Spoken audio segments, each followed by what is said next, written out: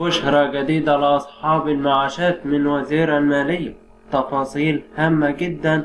أعرف من التفاصيل لهذا الخبر الهام والعاجل في بشرى سارة وسعيدة وجديدة لأصحاب المعاشات حدثت من الدكتور محمد معيط وزير المالية، حيث قال إن وزارة المالية ستقوم برد حوالي 45 تريليون جنيه للهيئة القومية للتأمينات الاجتماعية وفض التشابك المالي بين الوزارات المختلفة كوزارة التضامن الاجتماعي، وذلك لسداد مستحقات التأمينات والمعاشات لأصحاب المعاشات.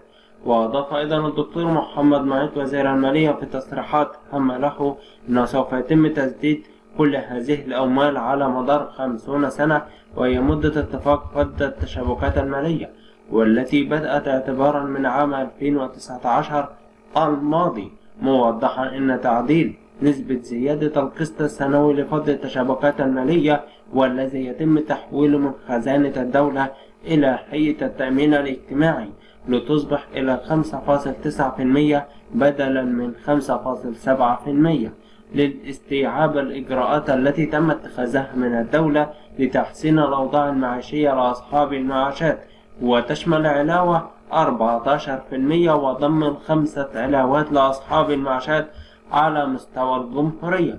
فهذه القرارات تصب في صالح أصحاب المعاشات جميعا، وأكد أيضا أن الدولة حريصة كل الحرص على مصالح أصحاب المعاشات وتعمل جاهدا لتوفير كل السبل من الراحة لأصحاب المعاشات وكل المواطنين المصريين.